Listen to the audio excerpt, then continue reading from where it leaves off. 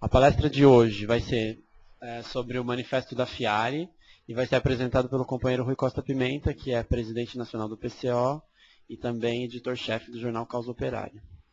Inicialmente ele vai fazer a apresentação do tema e depois a gente vai abrir para o debate, para perguntas, esclarecimentos. Boa noite, companheiros. Vamos lá? O que nós vamos discutir hoje aqui é o manifesto da FIARE, que é um manifesto que foi escrito em 1978 no México, a partir de discussões que foram feitas entre Trotsky e André Breton, né? O André Breton, o fundador do surrealismo, ele visita o Trotsky no México. Uma vez que ele tem assim uma grande proximidade com o trotskismo, ele já tinha passado pelo Partido Comunista, tinha sido expulso do Partido Comunista francês, tinha se oposto à Frente Popular e tinha se oposto, de um modo geral, à política que a União Soviética apresentava para os intelectuais de esquerda do mundo. O manifesto ele foi escrito pelo próprio André Breton, a partir das discussões realizadas, e depois ele foi corrigido pelo Trotsky. Quem tiver interesse em ver as duas versões, elas foram publicadas nesse livro aqui, ó, em português.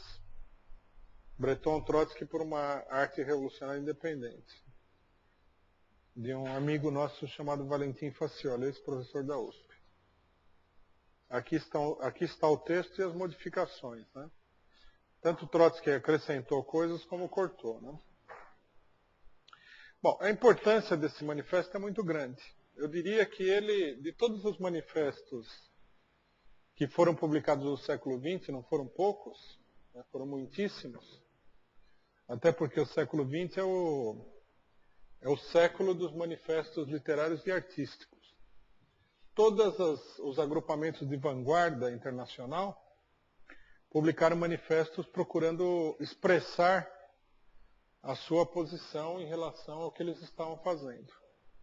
É uma época em que existe uma generalizada intenção de agitação cultural, né? Esses manifestos são verdadeiros panfletos que essas vanguardas tiram, com o objetivo de atacar as posições com as quais eles não concordam e defender as próprias e atrair simpatizantes para suas posições, divulgar os seus objetivos, né? Dentre todos os manifestos que foram publicados, esse é um dos mais esse é o mais importante, com certeza, né? Até porque ele coloca o problema da arte não do ponto de vista subjetivo de um determinado grupo, e não do ponto de vista de teorias também subjetivas, em relação ao que deveria ser a arte e tudo mais, mas coloca o problema da arte no mundo moderno de uma perspectiva histórica e de uma perspectiva de princípios, né? Defendendo aquilo que seria fundamental, que é a independência e a liberdade dos artistas para a arte. Então vamos procurar analisar aqui as principais características do manifesto, que é muito interessante, mas antes eu acho que seria importante que nós procurássemos situar esse manifesto do ponto de vista da relação entre a arte e o capitalismo, né? E, particularmente, situar o manifesto na situação política em que ele foi escrito, né, em 1938. Se vocês notarem, 1938 é um ano antes do começo da Segunda Guerra Mundial. São 2 anos depois da Frente Popular na Espanha e na França, que já haviam nessa época sido derrotadas, e o nazismo domina a situação em vários países da Europa nesse momento, né? Em particular na Alemanha e na Itália. Antes de analisar essa conjuntura, seria bom a gente fazer aqui um esboço da evolução geral do capitalismo da arte, que é uma coisa que muitas pessoas não compreendem muito bem, né? Primeiro, eu falei isso na palestra anterior, nós temos que levar em consideração o seguinte: aquilo que nós conhecemos como cultura é, em grande medida, uma criação do capitalismo. Cultura artística, filosófica, científica. Embora, lógico, tenha havido civilizações antes do capitalismo, é no capitalismo que essa cultura tem um desenvolvimento amplo. Assim como é no capitalismo que a economia das sociedades humanas adquire também um amplo desenvolvimento.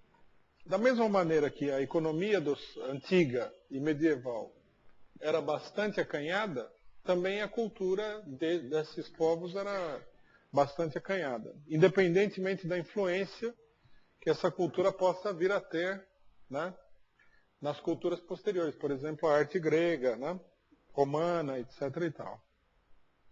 Quer dizer, a cultura humana, uma boa parte, uma parte substancial, decisiva do que nós temos hoje por literatura, pintura, artes plásticas, arquitetura, filosofia, ciência, foi se criando do final da Idade Média para cá, com a evolução do capitalismo. Não apenas ela é um produto, né, do desenvolvimento capitalista, como ela é um produto do desenvolvimento, logicamente, da burguesia, que expressa socialmente o desenvolvimento capitalista. À medida que a burguesia se desenvolve, ela vai se destacando no interior da sociedade medieval, e ela vai se constituindo numa classe com fisionomia própria, ela vai criando uma cultura própria, que atravessa inúmeras fases. Nós não vamos descrever aqui todas as fases, logicamente, porque não é o objeto da nossa exposição. Mas é importante lembrar o seguinte, que já na Idade Média, no século XIV, por exemplo, quando na Itália começam a aparecer as primeiras manifestações importantes daquilo que viria a ser conhecido como a cultura ocidental, Dante, por exemplo, outros poetas importantes, isso já é uma manifestação do desenvolvimento da burguesia. É uma primeira manifestação do desenvolvimento da burguesia. Como vocês sabem, o capitalismo na Europa se desenvolveu em primeiro lugar na Itália, que era um centro de indústria artesanal e de comércio muito grande, tanto com o resto da Europa como com o Oriente. Esse desenvolvimento italiano ele vai se generalizar na Renascença, que é uma expressão muito grande do desenvolvimento dessa burguesia, principalmente na Itália, né? É um apogeu dessa burguesia italiana, mas não só da burguesia italiana, também há um grande desenvolvimento da burguesia em todos os lugares. Aí vão aparecer, inclusive, alguns dos mais importantes escritores e artistas das culturas europeias, né? Por exemplo, em Portugal, na passagem do século XV para o século XVI, nós vamos ter o grande poeta da língua portuguesa, que é Camões. Camões, embora ele fosse um fidalgo, um aristocrata, ele expressa nos Lusíadas uma epopeia burguesa. Vocês podem reparar o seguinte, que ele canta, qual é o tema dos Lusíadas? O tema dos Lusíadas é, de um lado, de um ponto de vista mais concreto e imediato, a viagem de Vasco da Gama para as Índias, né? Que é um momento também decisivo na conquista, né, pela burguesia comercial europeia do mercado oriental.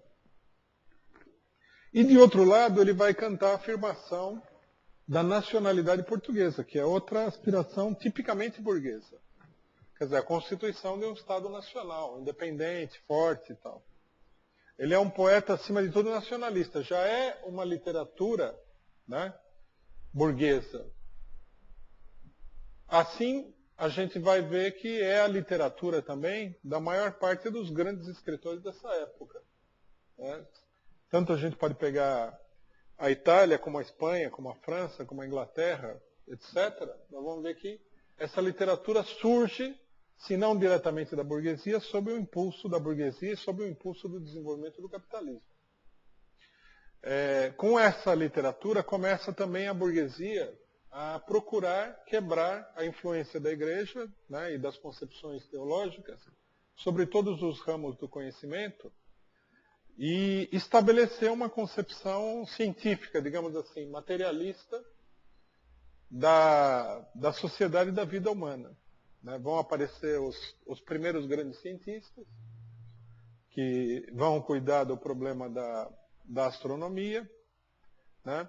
Vocês podem ver, por exemplo, que são muito conhecidos nesse período, cientistas como Galileu Galilei, Copérnico, etc. e tal, que são astrônomos. Por que astronomia? Porque a astronomia é uma ciência que está ligada à navegação. Você pode ver que ela é um desenvolvimento direto da economia. Né? A pessoa estudava os astros para poder se localizar nas viagens marítimas, uma vez que eles não tinham equipamentos sofisticados. Surgia diretamente do impulso comercial que a burguesia estava dando à sociedade europeia na época.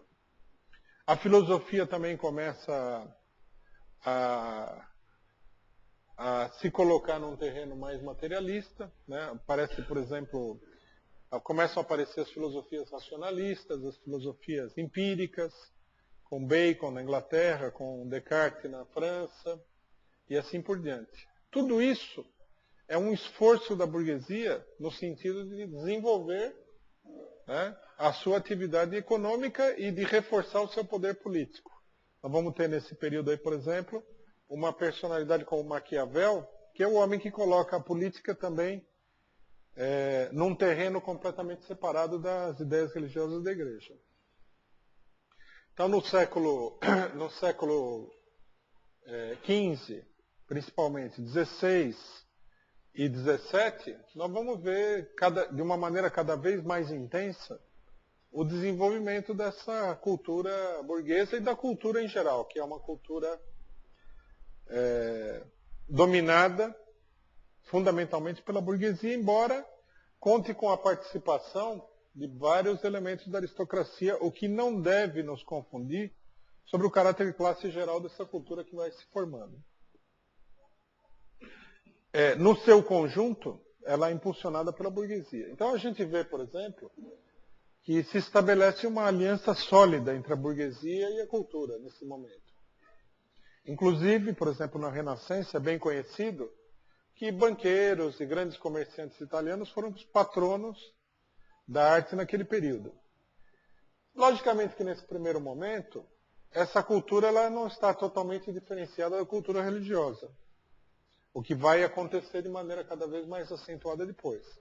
Mas é como todo tipo de evolução. Né? Ela vai se despregando, vai se deslocando lentamente do terreno de onde ela surgiu para se transformar num fenômeno completamente independente. A cultura burguesa ela assume um caráter acabado e definido no século XVIII, que passou a história como o século das luzes. Aí a burguesia se apresenta de uma maneira acabadamente ideológica. Eles pregam, por exemplo, a organização racional da sociedade, combatem o domínio da igreja sobre a sociedade. Alguns filósofos, nesse momento, escritores e artistas, pregam abertamente o ateísmo, o materialismo, como sendo uma filosofia própria da burguesia. Quer dizer, a burguesia vai se transformando numa classe revolucionária. E ela começa a se manifestar como classe revolucionária a partir do final do século XIX, do ponto de vista prático, com a Revolução Francesa. E todo esse período é um período de enorme desenvolvimento da arte. Né? A arte e a cultura ela se transforma numa arte, numa cultura acabadamente burguesas, no momento em que vem a vitória definitiva da burguesia na Europa a partir das revoluções de 1848. Né? A partir daí começa a se estabelecer uma arte que é acabadamente burguesa. É o apogeu, é a culminação e também, em seguida, virá a decadência da cultura burguesa. Nesse momento, os artistas, todos eles defendem o credo, né, o ideário político da burguesia, revolucionário, liberal, democrático, republicano, etc. e tal. Todos eles não. Mas os mais importantes, e a maior parte deles, defendem esse ideal que é um ideal político típico da burguesia.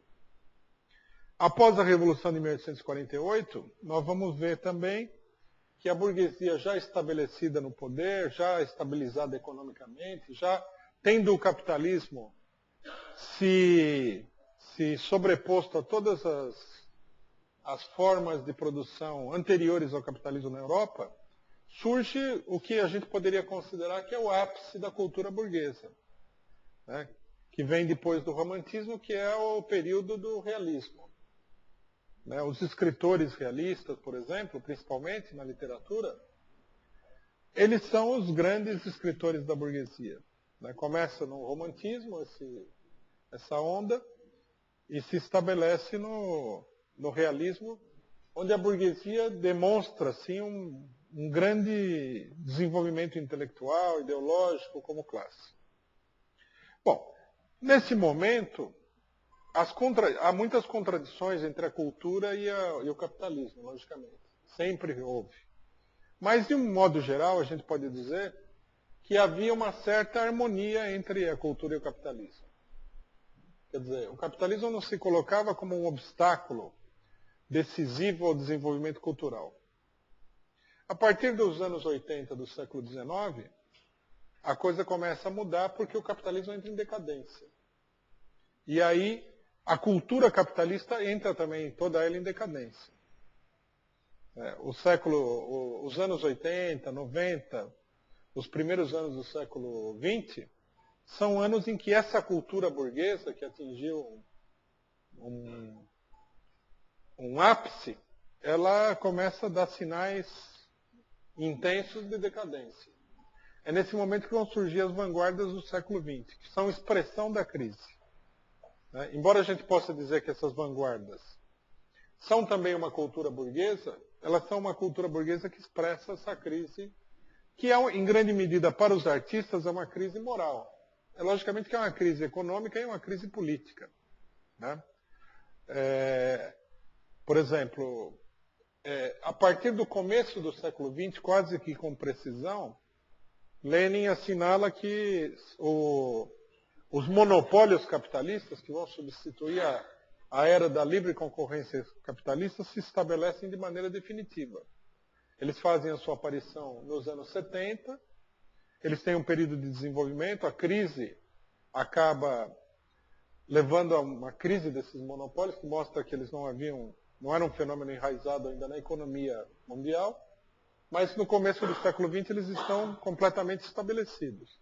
Quer dizer, o capitalismo, que representava, num determinado sentido histórico, um regime de liberdade através da ideia da livre concorrência e também da ideia do regime democrático, que é a expressão política desse regime de livre concorrência, começa a se transformar numa ditadura totalitária através da anulação de qualquer concorrência e do domínio do mundo por um grupo de monopólios.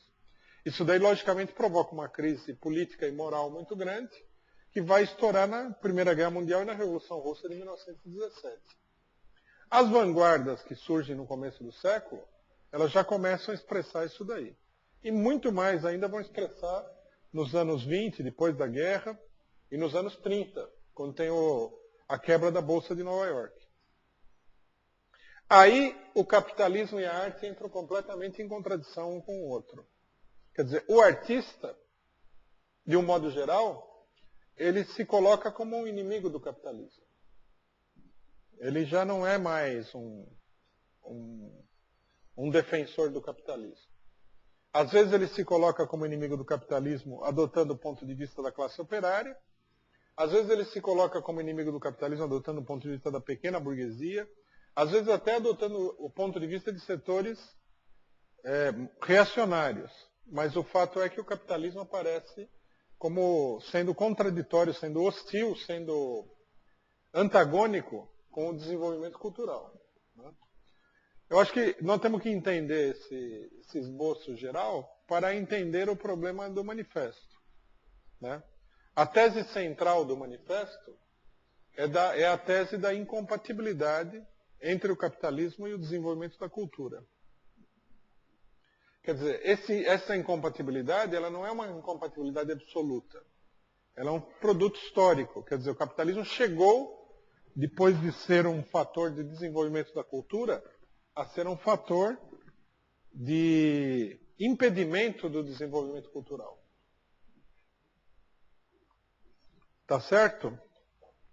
Bom, agora, se o manifesto, né, a principal preocupação dele é essa oposição entre o capitalismo e a cultura, nós temos que considerar também que não se trata de uma oposição geral que esse manifesto trata. Ela se dá no marco de um desenvolvimento político determinado. Quer dizer, o desenvolvimento político da época em que o manifesto é escrito, ou seja, do período que vai da Primeira Guerra Mundial e da Revolução Russa até a Segunda Guerra Mundial, onde as contradições capitalistas assumem um caráter extremamente incandescente, nós podemos dizer. Nós temos aí uma polarização política internacional muito grande. Depois da primeira onda revolucionária, quando a classe operária abala os regimes políticos em toda a Europa, vem o refluxo da revolução. O stalinismo toma conta da União Soviética a partir de 1924. E em 1933, com a ajuda desse mesmo stalinismo, o nazismo vai tomar conta da Alemanha. O capitalismo liberal, como fenômeno econômico e como fenômeno ideológico, consequentemente, vai desmoronar a partir da quebra da Bolsa de Nova York em 1929. Os intelectuais, eles vão ser polarizados, seja pela extrema-direita, seja pela extrema-esquerda. Uma boa parte dos intelectuais, e essa é uma das preocupações centrais do manifesto, eles se integram ao stalinismo, né, nos países europeus. Eles olham a União Soviética como uma alternativa. Muitos acreditam que a União Soviética é o país que defende efetivamente o socialismo, etc. e tal. Uma outra parte de intelectuais vai aderir diretamente à extrema-esquerda, à extrema-direita, fascista. A maior parte vai ficar com a esquerda. Uma minoria vai se colocar à esquerda, mas contra os stalinistas. Uma parte, inclusive, vai se aproximar dos trotskistas.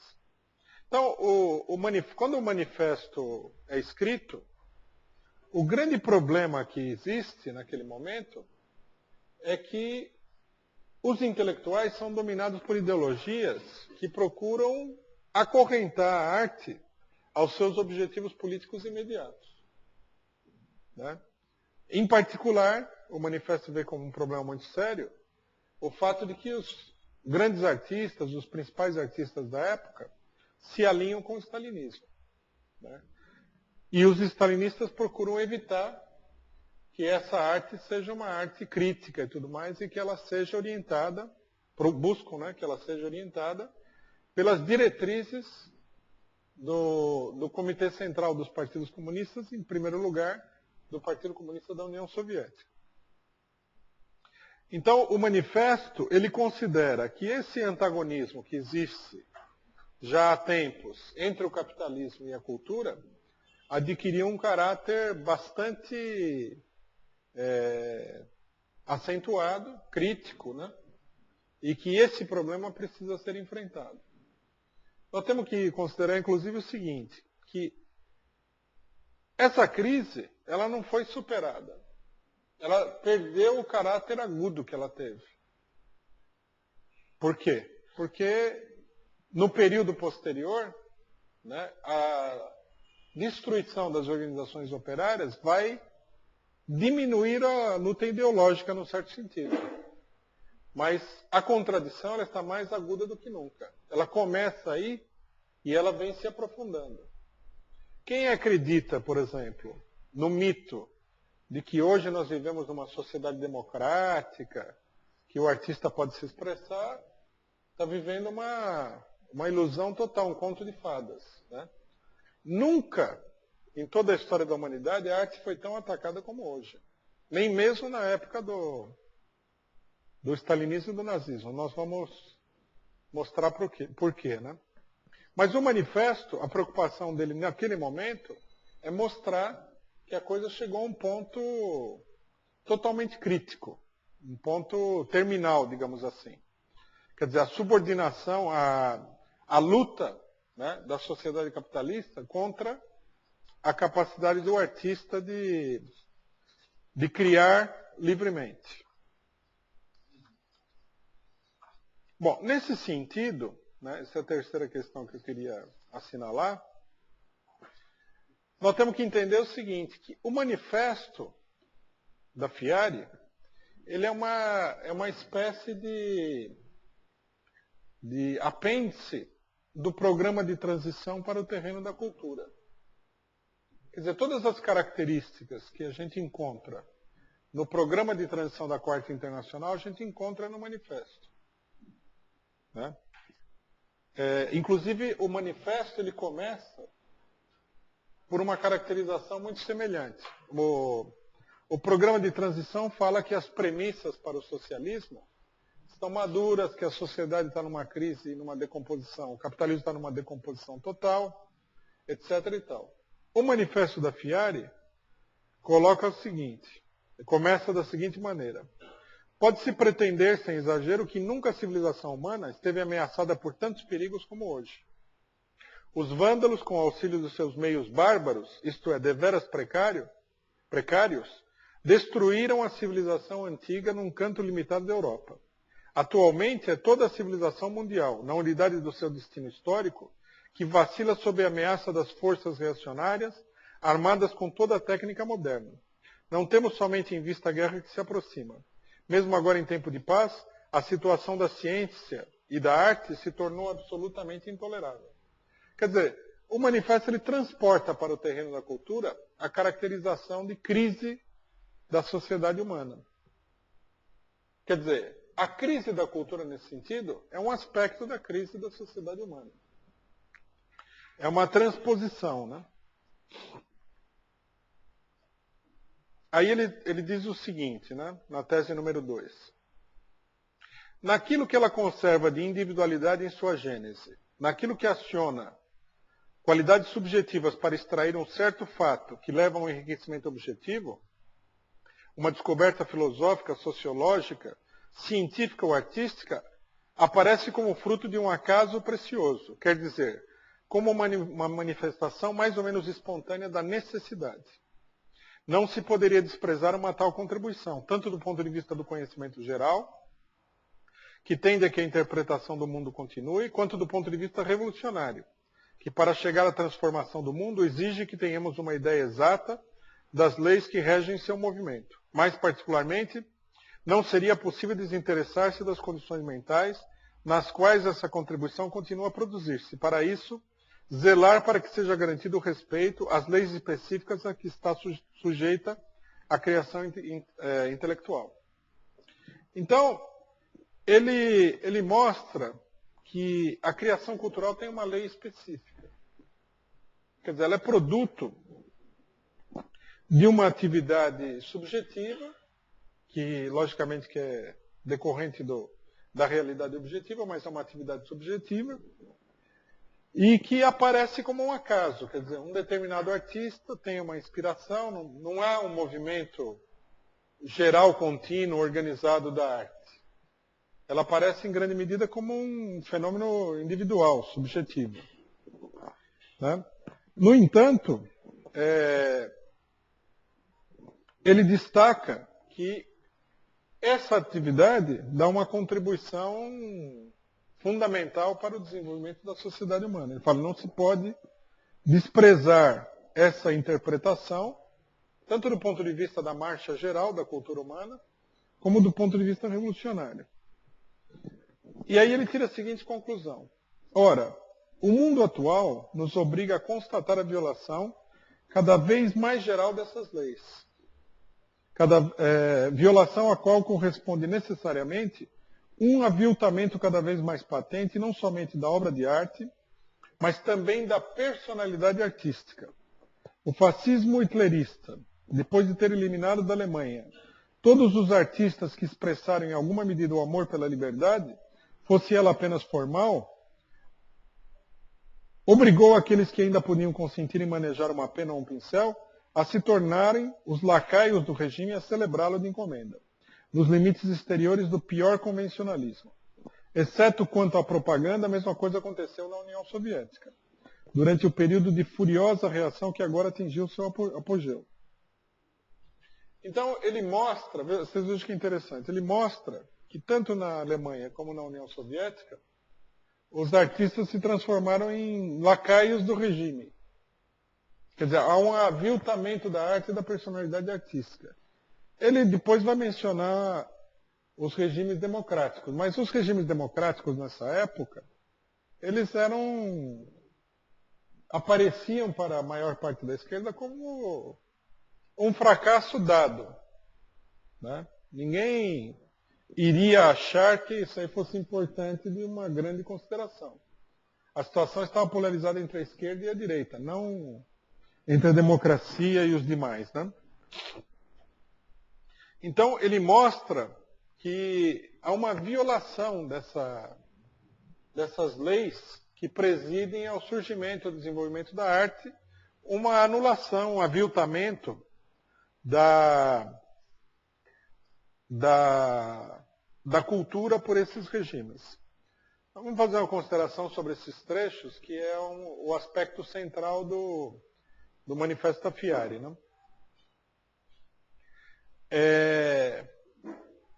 O problema-chave é justamente que a intensificação da luta entre a maioria da humanidade e os monopólios, entre o capitalismo e a classe operária, impede qualquer tipo de desenvolvimento democrático. Né? O desenvolvimento que houve no período anterior, ele fica completamente anulado. Esse é o problema-chave que o manifesto coloca em destaque. Quer dizer, não é possível, nessas condições, que a arte sobreviva como entidade independente sem uma luta muito dura. Quer dizer, Trotsky levanta nesse sentido, quando ele levanta a palavra de ordem de independência e liberdade da arte, essa é uma típica palavra de ordem de transição, como as palavras de ordem que nós encontramos no programa de transição. Ele sabe que sob o capitalismo não é possível mais que haja criação livre e independente de cultura. Essa é uma coisa morta e enterrada.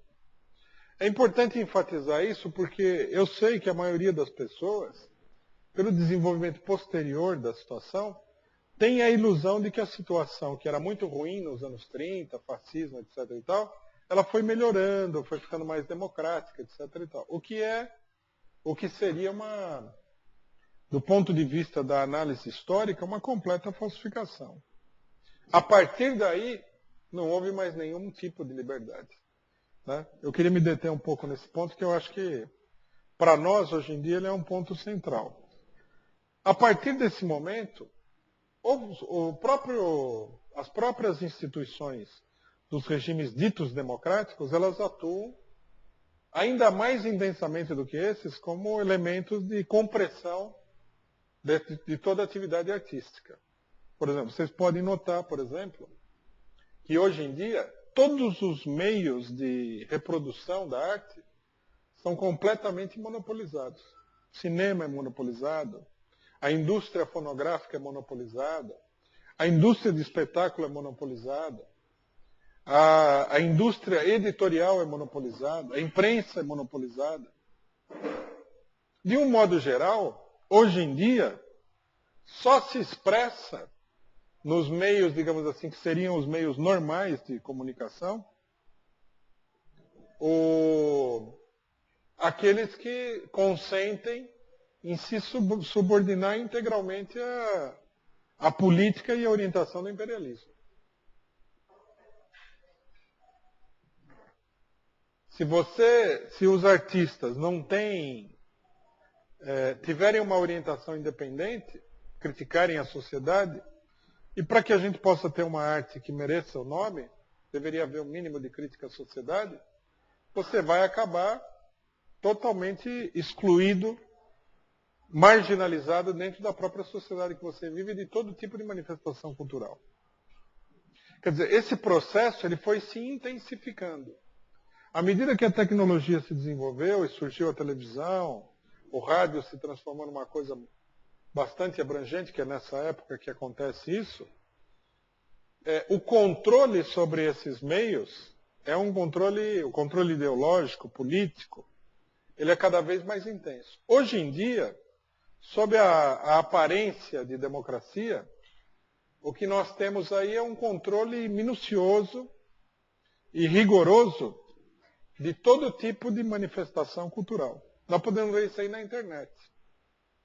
A internet surgiu aí como um intercâmbio relativamente livre entre as pessoas. Já se transformou num verdadeiro campo de concentração virtual. Você não pode mandar e-mail, tem ameaça disso, e tem problema aqui, tem problema ali, tem um controle, os sites de busca já controlam tudo, você só consegue achar no site de busca aquilo que eles... E isso daí vai se aprofundar, até que vai chegar uma hora que isso vai estar submetido a um controle integral. Não se trata de censura, né, que é uma maneira drástica de controle. Se trata do controle normal, né, dos meios de comunicação. E a arte é, acima de tudo, um problema de comunicação. Se nós formos levar em consideração esse problema, nós podemos ver qual é a situação. Pensem vocês, por exemplo, na televisão. Talvez um dos meios mais populares, mais universais de comunicação que existe. Ela é totalmente monopolizada. Você tem, por exemplo, uma determinada faixa de emissão que é de propriedade de uma única família, por exemplo, no Brasil, que é a Rede Globo, que controla 50% da audiência.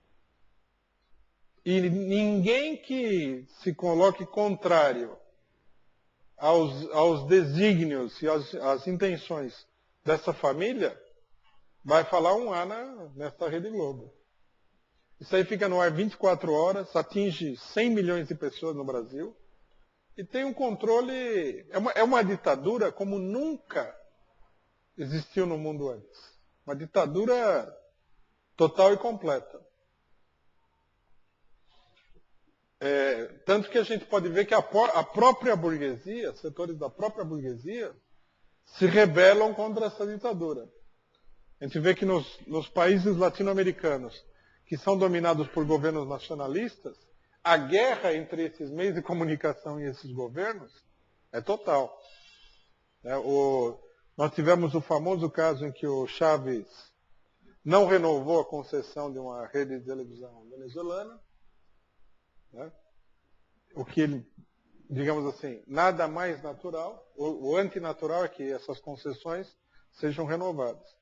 E houve muita gente que falou que isso daí seria um atentado contra a democracia e a liberdade de imprensa. Ora, como é que você pode ter liberdade de imprensa se o mais popular, o mais abrangente meio de comunicação é controlado por meia dúzia de pessoas?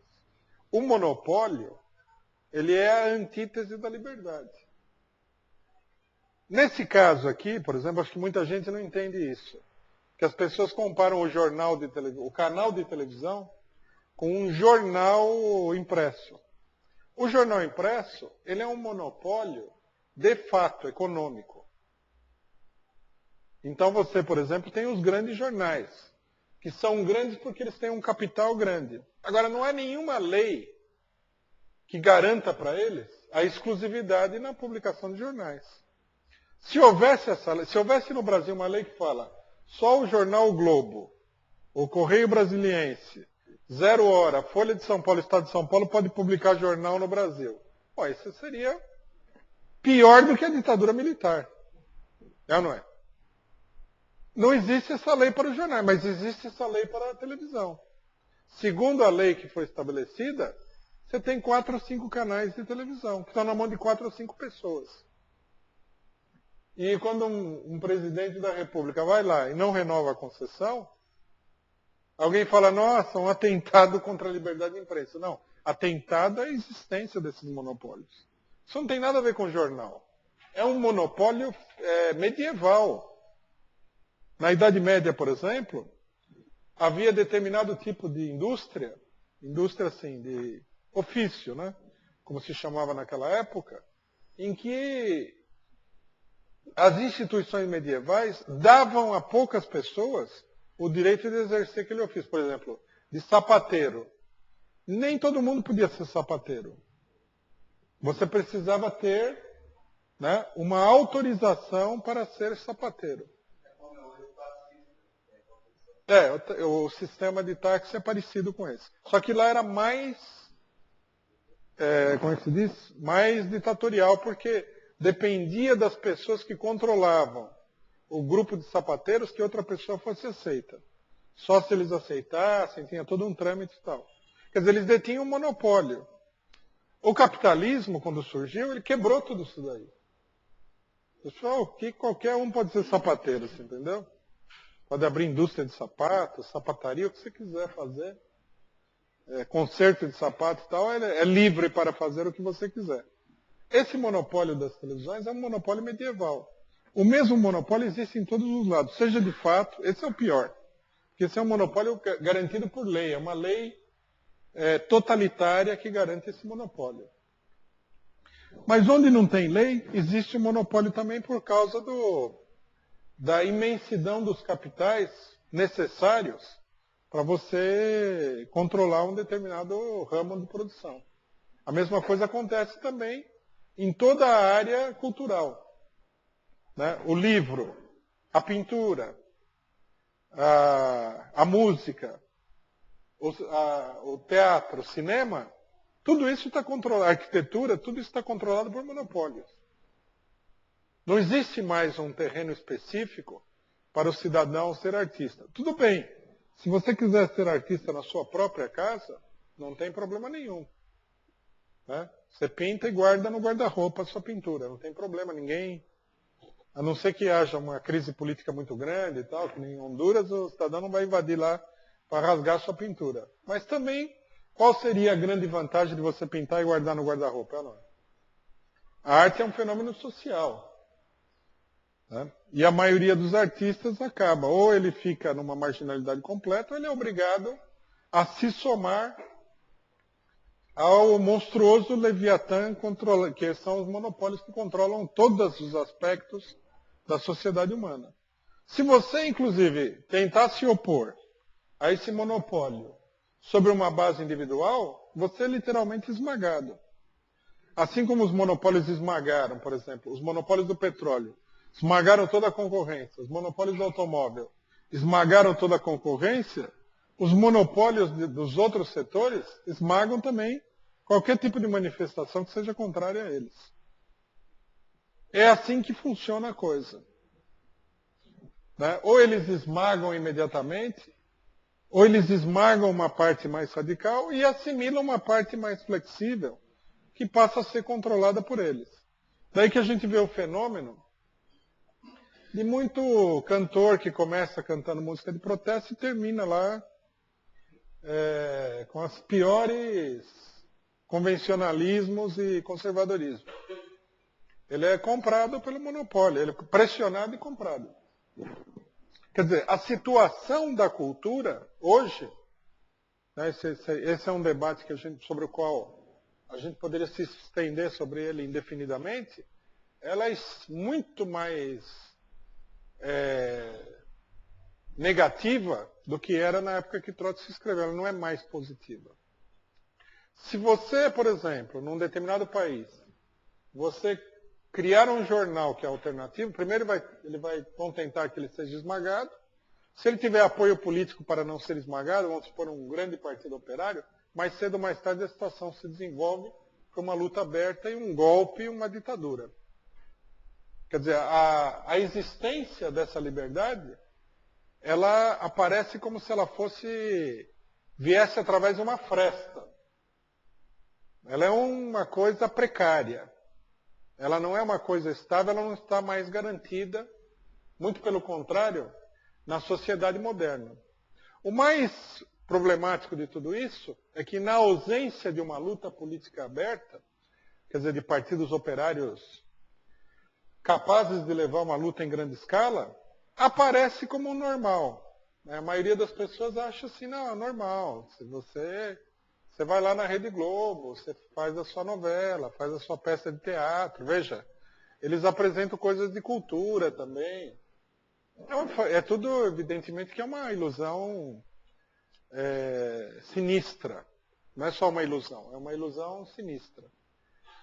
Alguma pessoa poderá argumentar o seguinte: não, você pode escrever um livro e publicar, sem dúvida. Mas os livros, hoje em dia, eles são vendidos pelas editoras na casa do 1 milhão. Você pode publicar, você pode vender 1000 exemplares. Você pode publicar em termos também. Porque se o que você estiver falando for muito desagradável, a perseguição contra você vai ser muito intensa. Se for relativamente inócuo, você pode passar despercebido. E de um modo geral, nada que não seja absolutamente aceito vai durar muito tempo. Né? Vem aquele pacto do silêncio, depois vem aquela atividade para ridicularizar a pessoa, né? Mostrar que nada daquilo tem o menor valor, e finalmente o negócio é totalmente suprimido. As pessoas que tentam aí são esmagadas, inclusive, psicologicamente e tudo mais. Então, esse é o ponto-chave do problema do manifesto. Hoje em dia, falar do stalinismo não tem concretude, é uma coisa histórica. Até porque o stalinismo, vamos ter claro aqui, perto da democracia, é um aprendiz de feiticeiro.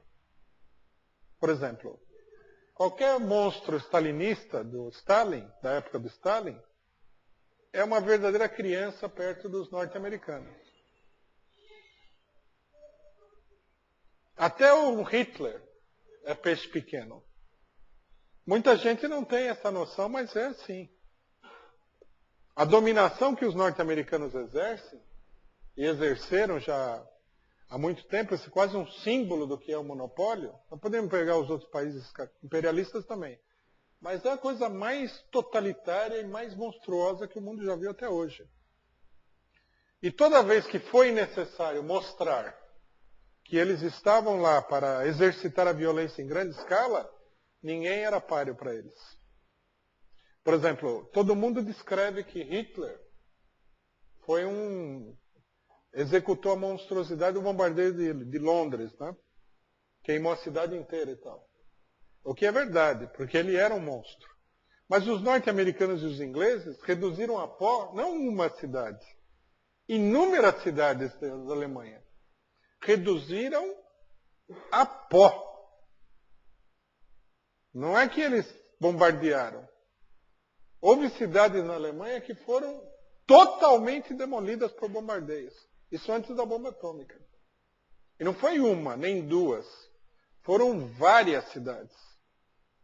Quando a situação na guerra começou a mudar, eles erradicaram do mapa cidades inteiras da Alemanha. Isso é uma coisa que ninguém, logicamente, que como todo esse controle da informação, o fato não vem à tona. Mas esse fato é um fato muito significativo. Bom, nós temos logicamente o caso mais conhecido, porque isso é difícil de ocultar, embora exista muita explicação e muita tentativa de justificar, são as bombas atômicas no Japão. Outra monstruosidade sem paralelo. Não é que Hitler não fizesse isso, se ele tivesse condições, mas quem fez efetivamente foram os democratas norte-americanos. Se não fizeram mais, vamos ter claro, porque a situação não permitia. Porque a ameaça de jogar bomba atômica na China durante a Revolução Chinesa, houve. No Vietnã, durante a Guerra do Vietnã, e vários outros países do mundo. Quer dizer, num certo sentido, nem os stalinistas, coitados, eles são até uma turminha filantrópica perto desses monstros. O controle que eles exerceram, o controle que se exerce culturalmente, através da corrupção e da perseguição policial nos Estados Unidos, o do Stalin também é peixe pequeno. Então, quer dizer, o problema hoje é o problema não é o mero problema do capitalismo. O capitalismo em si já apresenta um problema. É um problema de que o capitalismo se transformou em um sistema totalmente monopolizado, uma monstruosidade totalitária. No manifesto, né, Breton ele chama atenção entre qual seria a incompatibilidade básica entre o capitalismo e a liberdade artística, né? Que é o que está na base do totalitarismo atual. Ele cita Marx, né? Ele fala o seguinte: o escritor deve naturalmente ganhar dinheiro para poder viver e escrever, mas não deve em nenhum caso viver e escrever para ganhar dinheiro. O escritor não considera de forma alguma seus trabalhos como um meio. Eles são objetivos em si. São tão pouco um meio para si mesmo e para os outros que sacrifica, se necessário, sua própria existência e a existência dos seus trabalhos. A primeira condição da liberdade de imprensa consiste em não ser um ofício, quer dizer, não ser uma profissão lucrativa da qual você extrai uma renda, né? Aí eles falam o seguinte, né? Que mais do que nunca é oportuno agora brandir essa declaração contra aqueles que pretendem sujeitar a atividade intelectual a fins exteriores a si mesma, e desprezando todas as determinações históricas que lhes são próprias, dirigir em função de pretensas razões de Estado os temas da arte. Aqui eles usam a frase do Marx para mostrar que a arte não pode se submeter a fins exteriores à própria arte. E nesse caso, para eles, o problema é a subjugação política da arte. Quer dizer, a política tem os seus próprios objetivos, que podem ser legítimos se forem revolucionários ou não se forem contra-revolucionários. Mas a política, ela não pode determinar o processo de criação artística. O artista pode ser político, mas tem que ser uma coisa dele. Não pode ser imposta de fora. Não pode que alguém determine para outra pessoa que ele vai falar de tal coisa política, seja lá o que for. E é justamente isso que acontecia nesse momento. Mas isso, nós temos que entender, era apenas a expressão, na luta de classes, das contradições do próprio capitalismo. O capitalismo em si não permite mais que a arte seja livre. Quer dizer, já não é nem mesmo como Marx falava. Se você, por exemplo, a liberdade de imprensa consistiria em que a imprensa não é uma empresa. Logicamente que isso é verdade. Né? A partir do momento que a imprensa começou a se transformar numa empresa lucrativa, efetivamente uma empresa, deixou de ser imprensa no sentido real da palavra. Hoje em dia, lógico que se você é educado na sociedade que nós vivemos, que tem uma ideologia burguesa e imperialista, não só burguesa como imperialista, parece normal que você tenha uma grande empresa que seja um empreendimento de imprensa. Mas é totalmente contraditório. É uma coisa insustentável em si. Já é óbvio que o simples fato de que a imprensa seja uma empresa determina que ela não tem nenhum caráter real de imprensa livre. Ela está amarrada ao problema do lucro. Agora, isso, conforme eu assinalei antes, não esgota o problema. Porque não se trata simplesmente de uma empresa capitalista qualquer. O capitalismo há muito tempo deixou de ser um capitalismo onde havia liberdade para ser capitalista. Ele já é um capitalismo totalmente dominado por um punhado de empresas que dominam o mercado e, portanto, dominam toda a vida social de uma forma extremamente autoritária.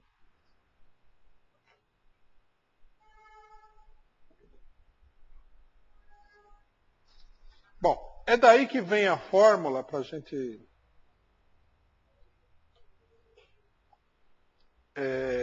concluir aqui, abrir o debate, final do texto, né? Ele fala o seguinte: o que queremos? A independência da arte para a revolução. A revolução para a libertação definitiva da arte. Então, essa fórmula aqui não é uma mera fórmula propagandística revolucionária. Ela concentra o problema que foi explicado antes. Que é o seguinte. A arte sempre teve um papel progressista na sociedade e, portanto, revolucionário. Se a arte for independente, se você luta pela independência da arte, se você luta contra a subordinação da arte a fins que lhe são exteriores, sejam eles políticos, econômicos, seja de que natureza for, você está lutando pela revolução. Quer dizer, nós chegamos num momento em que a luta por uma arte normal, digamos assim, pela existência da arte enquanto tal, é uma luta revolucionária. Essa é a primeira ideia que surge daí. E ela só pode se dar sob a forma de luta revolucionária. A ideia que muita gente conservadora e com preconceitos burgueses e imperialistas alimenta, de que a arte pode ser totalmente neutra em relação à revolução e mesmo assim ser arte e tal, isso é uma fantasia que não tem qualquer sustentação na realidade. Não há esse terreno para nenhuma independência na arte. Ou você está contra os monopólios monstruosos que dominam a coisa toda, ou você está a favor, não tem muito para onde correr. E aí ele conclui com a seguinte fórmula: a revolução para a libertação definitiva da arte. O que ele quer dizer com isso é o seguinte: a arte só vai ser livre mesmo com a vitória da revolução. Sob o capitalismo, ela só pode ser livre como processo de luta contra o capitalismo. Quer dizer, a sociedade não oferece uma base de sustentação para a existência de uma arte independente. Essa arte independente só pode ser conquistada através da luta revolucionária e da vitória da revolução. Então, quer dizer, as duas coisas, elas se combinam. A arte independente é em si uma luta pela revolução. E a luta pela revolução é a única luta real para a existência efetiva da arte. Essas são as ideias-chave do manifesto da Fiari, né? Com esse manifesto, Trotsky pensava em agrupar um movimento de oposição no meio dos artistas. Esse é um dado importante também do debate. Porque é necessário criar esse movimento. A gente não pode pretender que, sem uma luta contra todo o constrangimento a que a arte está submetida, é possível que haja uma arte realmente digna do nome. Essa seria outra fantasia totalmente sem pé nem cabeça. De um modo geral, a ausência dessa luta, o fato de que essa luta se dá de uma maneira muito dispersa, porque muita gente se opõe aos monopólios, há um antagonismo cada vez maior também a esses monopólios. Mas é um antagonismo que se manifesta de forma dispersa, de forma fragmentária, e não de uma forma unitária. Embora tenha havido aí, né, movimentos mais importantes, menos importantes, de contracultura, de uma arte alternativa e assim por diante. Mas são coisas que, no final das contas, apresentam apenas uma perspectiva utópica, que é a seguinte: que você, sem mexer no capitalismo, você poderia criar um oásis dentro do capitalismo, onde a arte floresceria, desde que você não compactue com o capitalismo, que é uma intenção logicamente positiva, mas inócua. É como se você criasse, por exemplo, uma comunidade alternativa, como fizeram os hippies nos anos 60. Não vai mudar o capitalismo. Finalmente vai acabar esmagada pelo próprio capitalismo, como a gente muito bem sabe hoje. E tudo isso daí desapareceu, foi absorvido, foi eliminado, foi destruído, seja pela repressão, seja pelo preconceito, seja pela pressão, seja pela corrupção. De um jeito ou de outro, seja pela desmoralização das pessoas que fizeram isso daí. Enquanto existir capitalismo, qualquer ideia de liberdade é uma fantasia. E a liberdade da arte é a fantasia maior de todas. Quer dizer, é necessário um movimento nesse sentido, revolucionário, que não seja um movimento por uma arte alternativa dentro da sociedade capitalista, Ele deve ser um movimento por uma arte que não seja a arte oficial, logicamente. Mas ele tem também que ser um movimento que, na defesa da arte, seja um movimento para a destruição do capitalismo. Caso contrário, ele não tem perspectiva nenhuma. Da mesma maneira que nós procuramos construir um partido revolucionário contra o capitalismo, é preciso construir uma corrente revolucionária nas artes. E no pensamento em geral, na luta ideológica em geral. Bom, aqui vai uma observação final que é importante, dado o preconceito ultraconservador de boa parte da esquerda nacional, de que a ideia, pior de todas essas ideias é a ideia de que na universidade controlada pelo Estado burguês e pelos monopólios capitalistas, existe essa tal liberdade criativa. Essa ideia não só é a pior de todas, como é a mais ridícula de todas. É lógico que é aí onde se trava um combate mais intenso contra qualquer espírito criativo. Porque a burguesia, a não ser que a gente acredite que o capitalismo é uma sociedade sem classes e sem luta de classes, que a democracia elimina a luta de classes, fica claro que a burguesia procura se apoderar justamente dos lugares onde a atividade intelectual é mais intensa, onde se agrupa a juventude, que procura um caminho e tal. É aí onde as instituições são mais refratárias e mais avessas ao espírito criativo e à liberdade do que em outros lugares. A universidade será provavelmente um dos lugares onde o combate contra qualquer iniciativa independente e liberdade seja mais intenso, onde a ditadura seja mais intensa. Só quando a ditadura é quebrada através da mobilização revolucionária dos estudantes e da classe operária, surge aí um espírito criativo, mas é com base na destruição da universidade tal como ela é hoje. Porque a universidade tal como ela é hoje não oferece campo nenhum. O marxismo que tem na universidade, por exemplo, que muita gente alega, não é um marxismo, é uma caricatura de marxismo. É um cãozinho de estimação da burguesia com a máscara do Karl Marx. E, na verdade, esse marxismo é profundamente antimarxista. A principal preocupação dos marxistas universitários é combater o marxismo, o materialismo, a ideia da revolução, a ideia da ditadura do proletariado, etc, etc, etc. Bom, companheiros, eu vou encerrar por aqui, vamos abrir o debate aí, vamos ver o que... Bom, então agora a gente vai abrir para as perguntas. Quem quiser fazer alguma pergunta, é só levantar, eu vou anotar aqui. E aí eu vou pedir para que fale ao microfone, porque a gente está gravando o áudio para depois poder disponibilizar na internet. Já estão abertas as inscrições. Diego.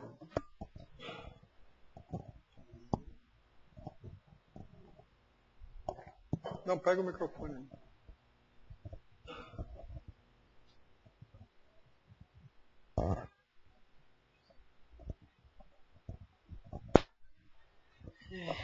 Então, você estava falando que a arte ela teria que ter uma liberdade à parte da política.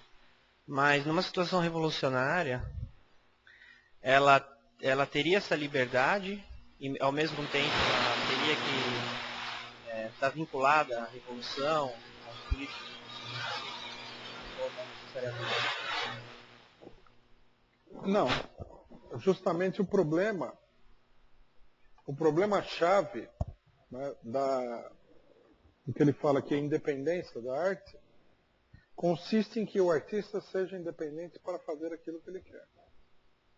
Sem nenhum tipo de constrangimento exterior à arte.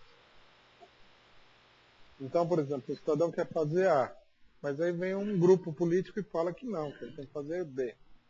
Bom, se pode falar isso aí, entendeu? O problema não está em falar. O problema está em impor.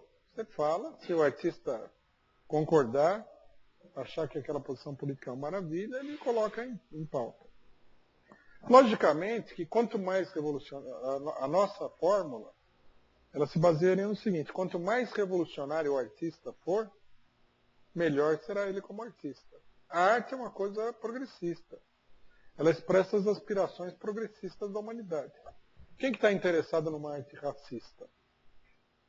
Quem que está interessado numa arte que defenda o aviltamento do ser humano pelo capitalismo? Ninguém, não é? Ninguém nem leria isso daí, vamos falar que é verdade.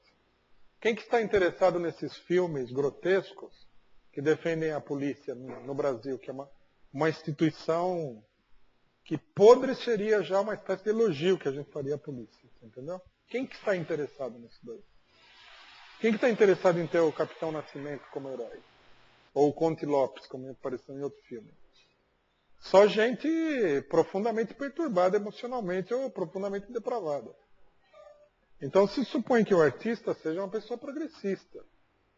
Até o artista de direita, ele procura expressar de uma maneira abstrata ideias progressistas, da liberdade em abstrato, né? O amor em abstrato. Porque a arte reacionária não encanta ninguém, pelo contrário, produz um repúdio, né? Você imagina se um cidadão fizer um filme aí defendendo as atrocidades que foram cometidas na Bósnia. O público se levanta no cinema. Até o artista de direita ele tem que aparecer como defendendo valores progressistas. Ele tem que mascarar a ideologia reacionária podre dele de trás de valores progressistas. Você vê, por exemplo, as pessoas que fazem a campanha contra o aborto, o que elas querem não é que elas são contra o aborto filosoficamente, que é um direito de qualquer pessoa. Você acha que não deve fazer aborto porque você acha que a sua crença religiosa se opõe ao aborto? Eu não concordo, mas tudo bem. É um direito seu pensar isso daí. Mas não é isso que o povo quer. Eles querem colocar as mulheres na cadeia se elas fizerem aborto. Quer dizer, é uma atividade policial e repressiva. Você entendeu? É como se eu, por exemplo, falasse assim, precisa ter uma lei que a pessoa não possa usar cabelo comprido.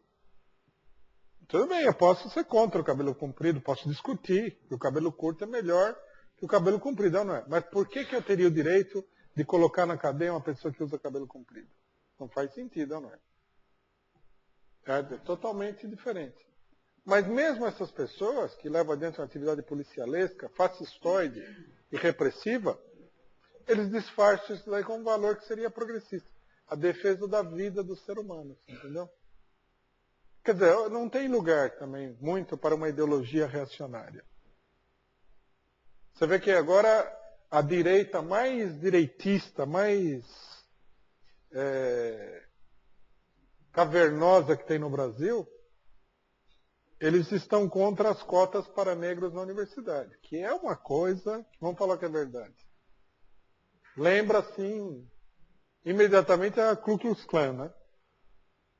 Você está esperando ver o Agripino Maia aí no Senado Federal com aquele chapeuzinho pontudo, né? Botar uma cruz lá e incendiar a cruz e tal. Mas eles não falam que é porque eles são contra o negro. Eles são cínicos e hipócritas. Eles falam que eles não conseguem, o coraçãozinho deles não consegue suportar a ideia de que alguém defenda que existam classes. O ser humano é um só. Olha que bonito. O negão que é perseguido na favela e que a rota mata pelas costas com 4 tiros de calibre 12 é igualzinho a Agripino Maia, que é senador no Congresso Federal. Para que nós vamos fazer essa distinção? Vocês estão distinguindo, separando, segregando o ser humano. Vocês estão segregando, por exemplo, o povo do Haiti que está naquela miséria espantosa do branco norte-americano que está naquela riqueza toda. Você está vendo? Nós que estamos segregando. Não é que o cara está segregado lá na ilha como se a ilha fosse um campo de concentração. Não. Quem defende, quem chegar e falar assim, vamos fazer uma política afirmativa para o negro no Haiti? Não. Por que para o negro? Para todos. Você entendeu? É tudo cinismo. Então, quer dizer, ideologia progressista é a substância fundamental da arte. Os grandes artistas, pode pegar qualquer um, podem até ter tido uma ou outra ideia reacionária. Foram todos progressistas, defenderam valores que eram comuns ao progresso geral da humanidade. Portanto, eram artistas revolucionários. Você pode pegar um artista do século XV e XVI, um artista grande do século XX, todos eles tinham essas ideias.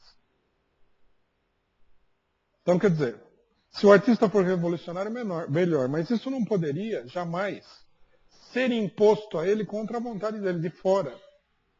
Tem que surgir como parte do processo criativo dele.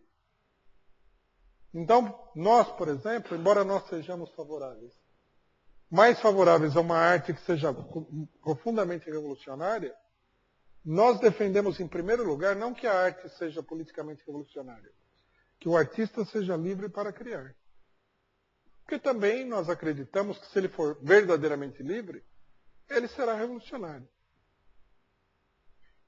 Ele deve ter a liberdade para dizer aquilo que faz parte da natureza dele. É isso que eles chamam de leis interiores específicas da arte.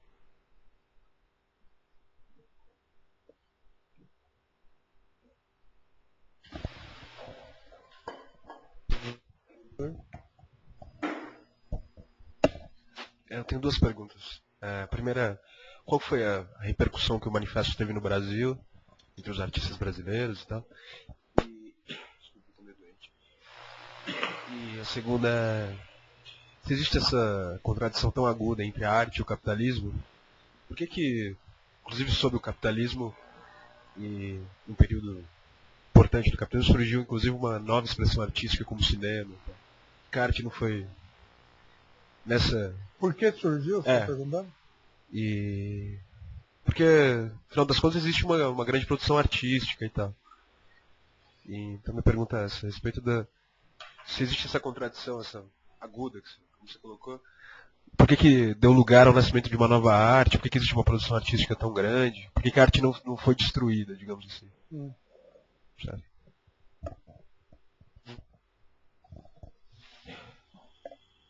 Tem mais alguém que queira fazer alguma pergunta? Não? Bom, Brasil, eu não tenho uma informação exata, mas eu posso te dizer com uma certa tranquilidade que não teve nenhuma repercussão, porque o manifesto é de 1938. Quer dizer, em 1938 o Brasil estava em pleno Estado Novo. Então, não teve absolutamente nenhuma repercussão. Inclusive, 1938, propriamente dito, a maior parte da intelectualidade brasileira esquerdista ou estava presa ou estava saindo da cadeia. Porque depois de 35, a maioria dos intelectuais importantes foram presos. Você pode pegar a lista dos que foram presos, é uma coisa enorme. Outro fator também é o seguinte, quem poderia ter divulgado o manifesto no Brasil seriam os trotskistas brasileiros. O trotskismo brasileiro, nesse momento, está entrando em crise também. Os trotskistas brasileiros, eles aderem à oposição pequeno-burguesa que existe dentro do Partido Trotskista Norte-Americano. E o grupo vai se dissolver em 39 e 40, como trotskista. Embora isso daí não é que eles fossem contra o manifesto, pelo contrário, eles deviam ser a favor, mas o grupo não estava em condições de divulgar isso aí efetivamente. Uma parte estava presa, outra parte estava no exílio. Depois da guerra, né, o manifesto já tinha perdido essa atualidade que ele tem, assim, política, né? E a intelectualidade brasileira, tanto antes como depois, era muito dominada pelos stalinistas, que logicamente iam bloquear a divulgação desse manifesto. Bom, aí o problema da destruição da arte, né? A destruição da arte é como tudo que acontece no capitalismo, você entendeu? É muito difícil destruir formalmente. Por exemplo, os sindicatos operários, nem os regimes fascistas aboliram a existência de sindicatos. É difícil de fazer isso aí. Aí alguém falaria o seguinte, bom, mas que importância tem? Não aboliram a existência do sindicato, mas finalmente o sindicato era uma forma sem conteúdo. Né? Não, não é assim. Se você tem um sindicato lá, por mais burocrático, formal, estatal que ele seja, existe a possibilidade de que as pessoas se expressem através dele. Se você tem uma indústria cultural dominada pelo monopólio, existe a possibilidade de que se abram brechas nessa indústria cultural. Em vários momentos, né? Que é o que acontece. Então, por exemplo, o cinema ele foi, desde o começo, ele foi sendo desenvolvido como uma indústria para o entretenimento.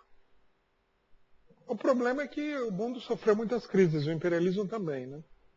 E no meio dessas crises, abrem-se brechas. Mas nunca houve como é que se diz? Uma evolução constante, sistemática, sólida de uma arte cinematográfica. Em geral, são brechas. Inclusive, a gente pode ver claramente que hoje em dia, à medida que a situação avança, o controle é cada vez mais profundo, né? Você vê que existe um sistema à prova de bala, né? Eles lançam esses filmes blockbuster, né? De grande bilheteria, e esses dominam totalmente o cinema. Os outros são quase que um cinema marginal, né?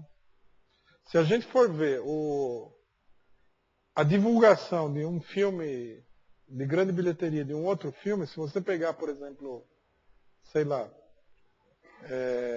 os filmes do Spielberg de um lado e os filmes do Ken Loach do outro, a desproporção de divulgação é monstruosa. Porque tudo isso é monopolizado, né? Então, por exemplo, como nós estamos numa democracia, entre aspas, abre-se, o cara dá essa colher de chá, porque também, se todo mundo for proibido, gera um desconforto e uma reação muito grande. Mas você pode ver que isso aí em geral, tudo exceção, e o assédio contra qualquer tipo de cinema, mais que seja uma contestação, é muito grande, né?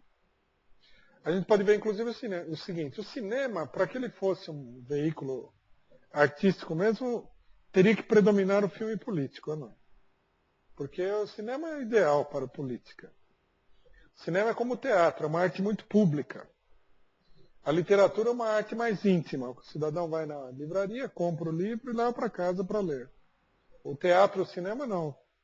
É uma atividade social, vai um monte de gente ver, todo mundo vê. Tá?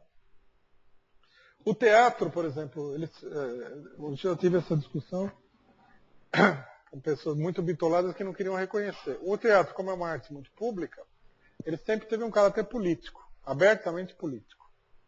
Político ou ideológico, vamos dizer assim. Na Idade Média, era usado para a propaganda religiosa.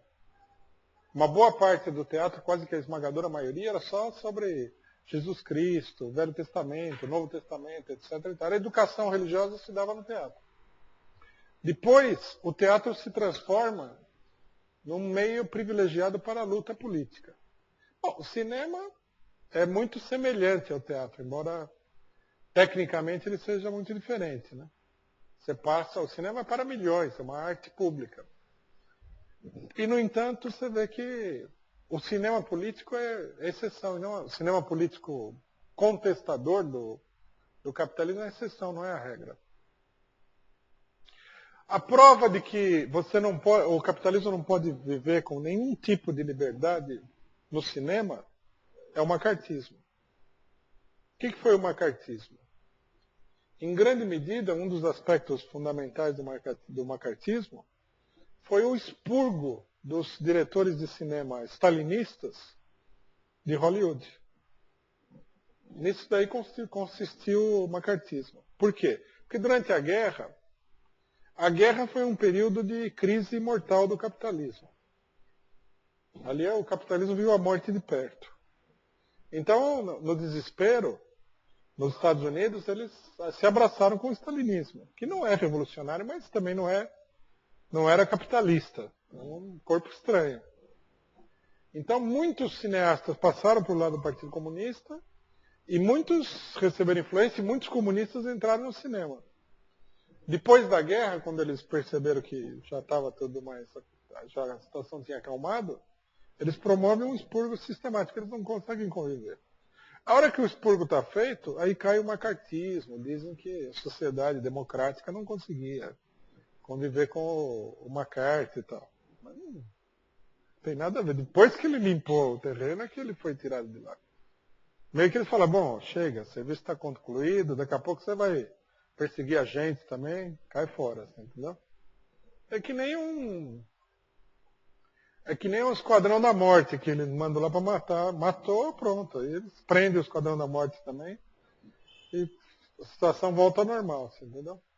Essa é a prova dos 9. Você vê que não prosperou. E os stalinistas, veja bem, o mais importante de tudo, os stalinistas do cinema norte-americano, eles não eram revolucionários.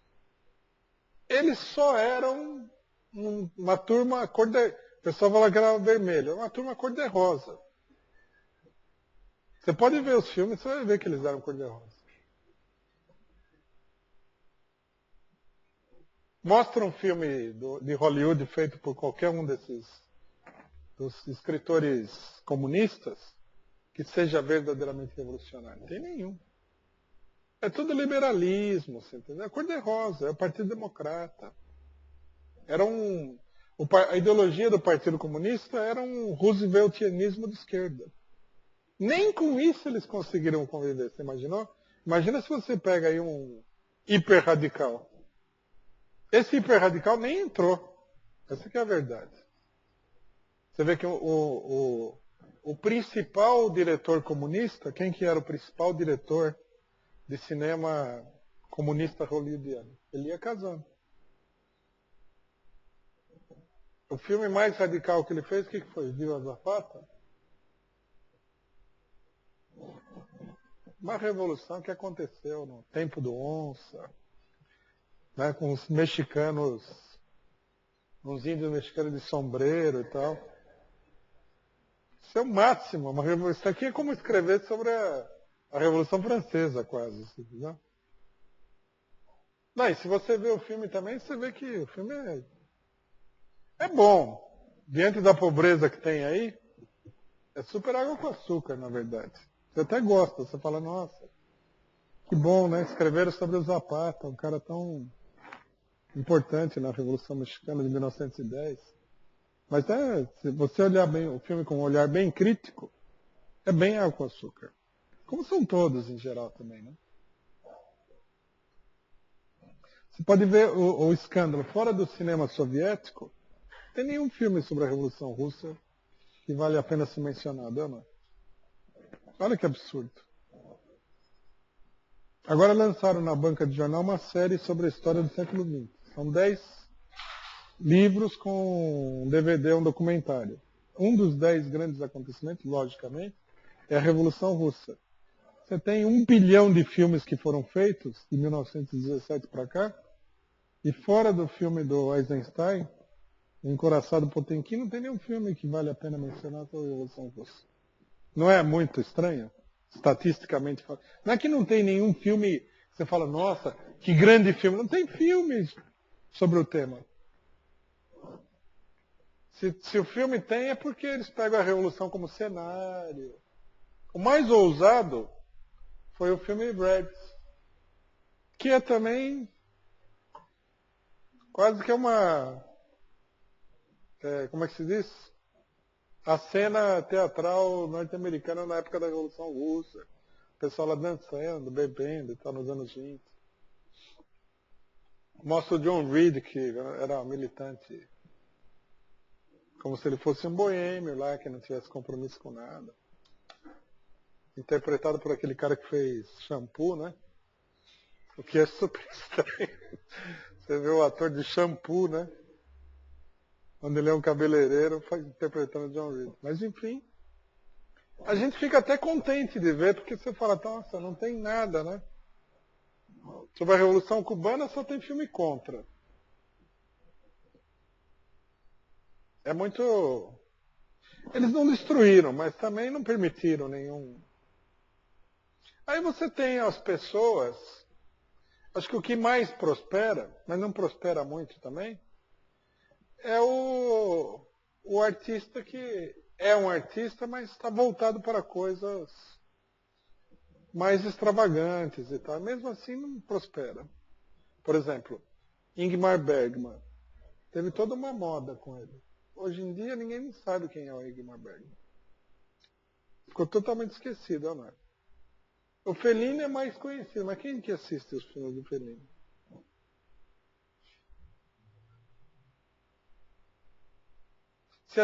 O negócio assim é uma engrenagem mais sutil. Ela não é muito sutil, mas ela é mais sutil.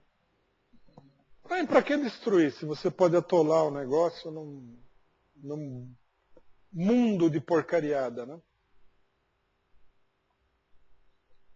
Foi o que eles fizeram.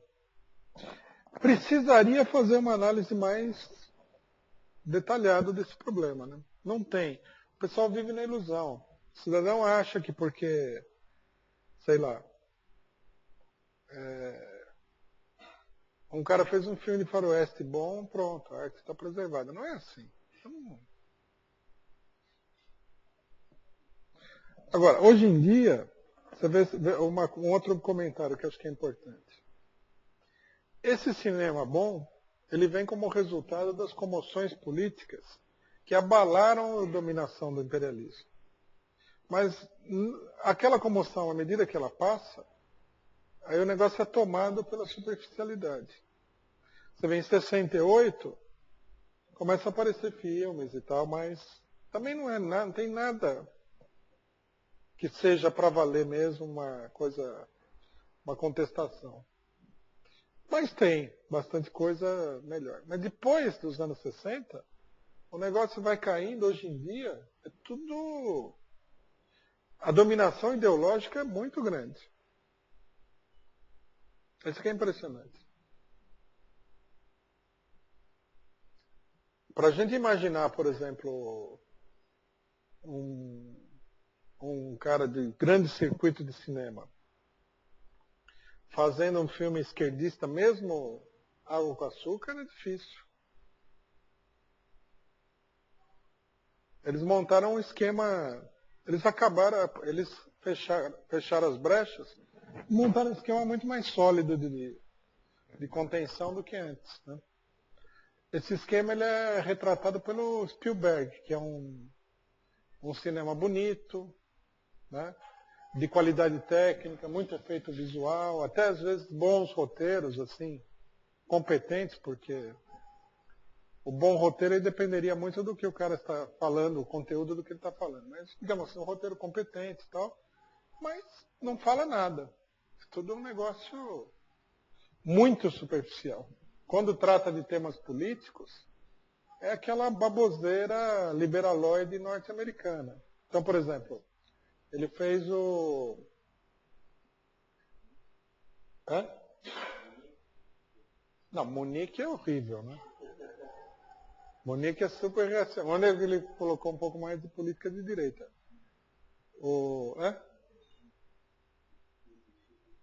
A lista de Schindler. Você vê.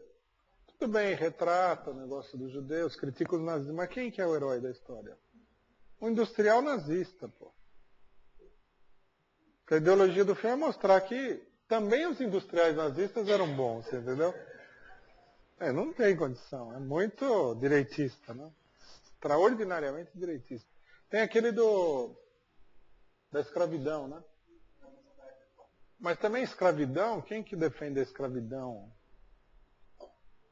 Amanhã vai ter bastante gente defendendo, mas hoje ninguém defende. Uma luta antiga, né?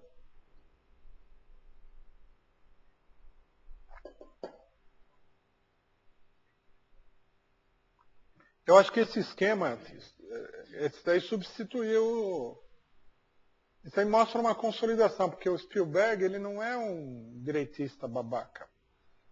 Que normalmente a arte de direita é feita por direitistas idiotas. Né? O que mais tem na direita é direitista idiota. Só que normalmente o que eles fazem é cooptar uma pessoa de esquerda e o cidadão faz coisas de direita com uma certa bagagem que ele herdou do período que ele era mais de esquerda. esse pessoal era uma geração de cineastas que contestavam o esquemão. E num dado momento eles decidiram entrar no esquemão. Ele, o cara do Guerra nas Estrelas, o Coppola. Você vê que os filmes deles são todos bons. Mas eles são, digamos assim, de esquerda no cinema que passaram para a direita e montaram um esquemão liberal, né? Que é uma coisa totalmente decadente, se a gente for ver. E eles dominam, isso aí domina o panorama. Eles, inclusive, criaram uma pauta que vários outros estão seguindo. Você vê os filmes, eles saem com muito mais qualidade técnica hoje em dia do que antes. O filme top de linha, em geral, eles perceberam que precisa ter uma certa qualidade. Então, eles pegam o pessoal é muito competente na filmagem de qualidade. É estereotipada, porque já é embora o público não tenha ainda se cansado do negócio totalmente, é uma coisa estereotipada. Eles têm fórmulas que são mais sofisticadas e tal. É um pouco parecido com o cinema dos anos 50 também, nesse sentido. É um cinema estereotipado, mas que parece mais sofisticado. Então eles dominam o mercado cinematográfico totalmente. E você veja, o efeito social é claro. O pessoal é obrigado a discutir anjos e demônios. Você não assiste o filme, você não sabe se o cara é contra ou a favor da igreja.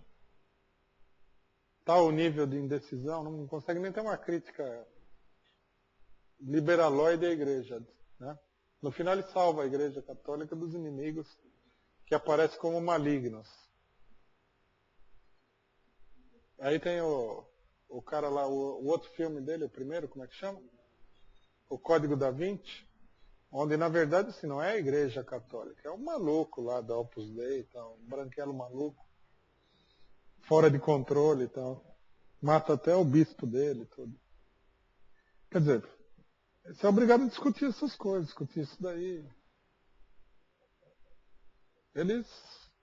Há uma estabilidade. Né? Amanhã terá uma crise. Na crise, o negócio está uma guinada esquerdista. Dependendo da profundidade da crise, pode ter até uma guinada esquerdista maior. Mas, de um modo geral, está tudo muito sob controle. E quem quiser fazer um cinema para realmente botar as coisas em pratos limpos, vai ficar com um orçamento de $50 mil, entendeu? Que a burguesia não vai financiar nada.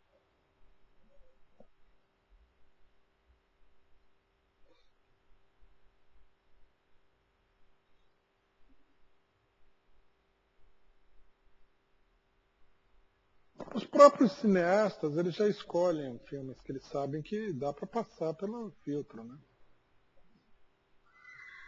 Você vê que foram feitos filmes que eram de esquerdistas, tal, filmes importantes, de grandes circuitos. Spartacus é um dele, por exemplo, que é do Howard Fest, que era um escritor do Partido Comunista Norte-Americano. Mas o Spartacus também é aquele negócio, né? Luta de classes há 250 mil anos e tal. Parece que se mostrar aquilo lá, mostrar Vênus de Milo, o cara não... Está muito distante, né? É um truque, né? Ele olhou e falou, vou fazer um filme político e tal. Mas não dá para você fazer um filme político sobre o...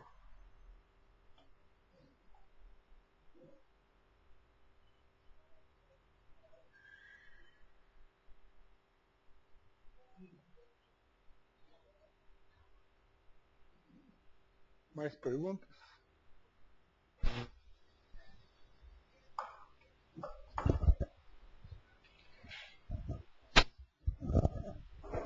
Rui, na arte brasileira, o movimento Tropicália foi um movimento revolucionário ou um movimento pseudo-revolucionário?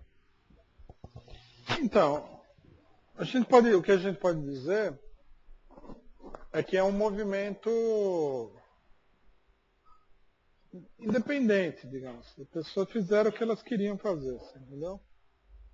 Não é Hollywood. Agora, a gente tem que analisar o que é também, né? Todos esses movimentos artísticos que teve aí, Primeiro, o impacto deles é limitado. Segundo, a gente tem que ver o seguinte. As ousadias que tem aí, porque o Tropical era uma ala mais direitista politicamente, né?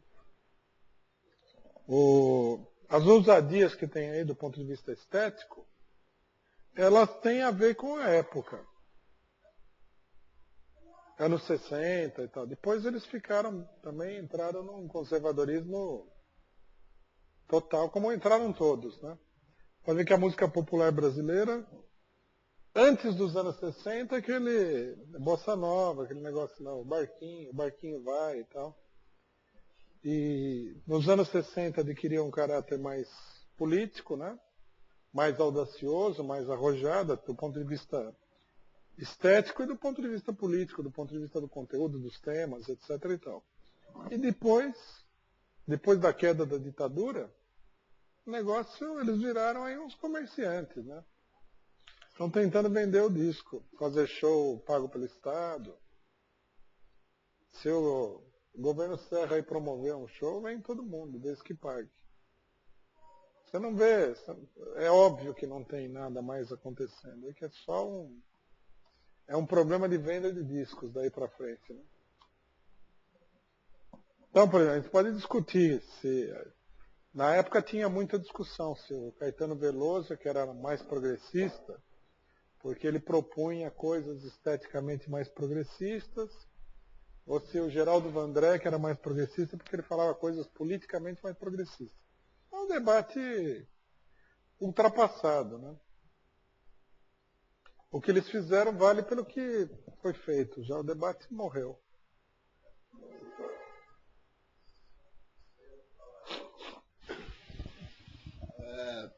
No caso, Geraldo Vandré, para a época, foi importante ou não? Ah, foi importante. Ele era... O movimento estudantil tinha uma verdadeira idolatria por ele. Aquela música dele, para não dizer que não falei das flores, aquilo lá foi... Deu uma crise no festival da Record, tudo. Crise, inclusive, com o próprio Caetano Veloso, né? Que critica o público porque o público quer a música mais política, o que é um absurdo. Segundo ele, o público tinha que escolher a música dele que era mais revolucionária do ponto de vista formal. Saber também, pode ser que o público fosse conservador em termos formais, entendeu? Mas eu que não sou conservador em termos formais, posso dizer para você também que a revolução formal dele era muito mais uma tempestade num copo d'água do que um tornado, entendeu? Então, nesse sentido, também a alegação dele não valia.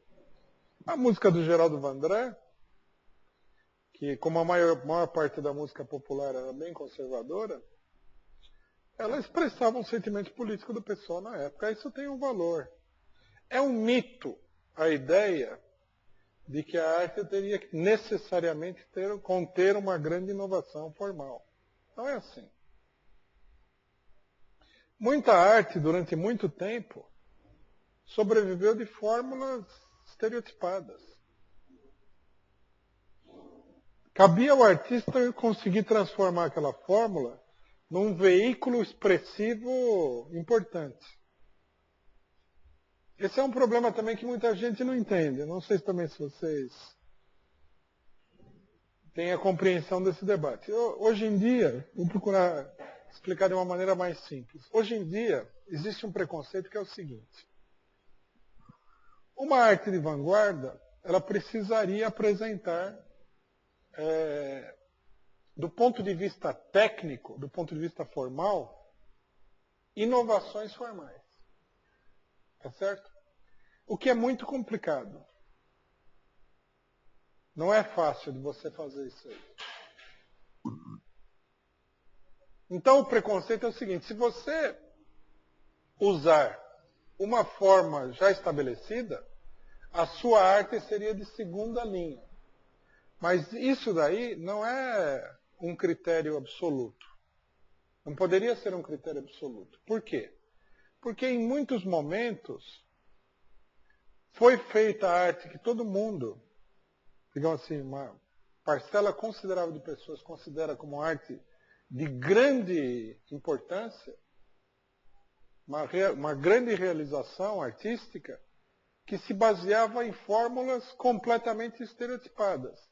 É o caso do classicismo, por exemplo. Um dos ápices da literatura burguesa, nesse período todo que eu falei, é o classicismo francês do século XVII. Né? Quer dizer, são os escritores franceses que vão de Corneille a Racine. Isso é quase uma unanimidade que é extraordinário. Agora, eles tinham uma formulazinha banal, que eles tiraram, era uma fórmula rígida, quadradinha, assim, entendeu? Era, mais do que uma fórmula artística, era uma camisa de força. Então você fala, mas então por que seria uma arte tão grande? Porque a pessoa soube usar aquele veículo, aquele meio, aquela fórmula, para uma expressão real, artística de valor. Tudo depende da capacidade do artista. Ele pode pegar a fórmula batida e ele conseguir encontrar aquela maneira, aquele ângulo, aquele viés que transforma aquilo numa grande arte. Não precisaria ser uma fórmula inovadora. Tem muita coisa que é fórmula inovadora, mas o efeito é medíocre. Ao passo que você tem escritores que são relativamente convencionais e o efeito é poderoso. Isso não é correto. Então, a alegação do Caetano Veloso é uma alegação relativa, assim, entendeu? O artista ele tem direito de ser conservador também. Depende muito do que ele vai fazer, né? Agora, é lógico. Normalmente, o conservadorismo formal acaba na banalidade. O cidadão acaba repetindo as coisas que já foram feitas. Aí fica chato. Você olha e fala, isso aí é igual aquele outro lá.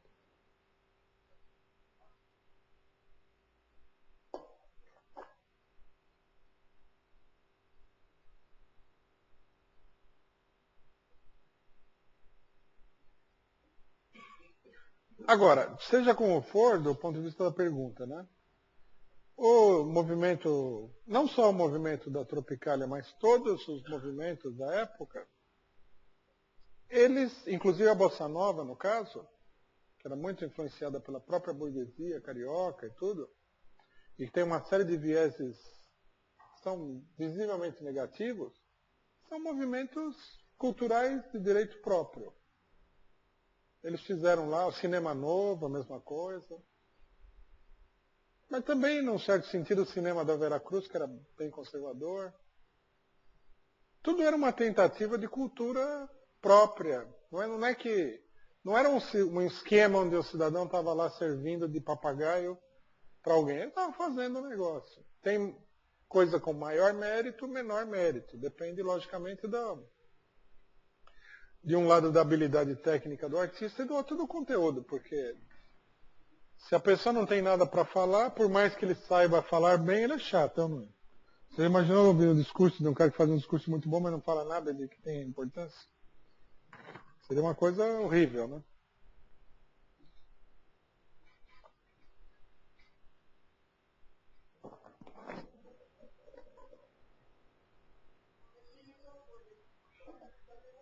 Não, o microfone é só para gravar.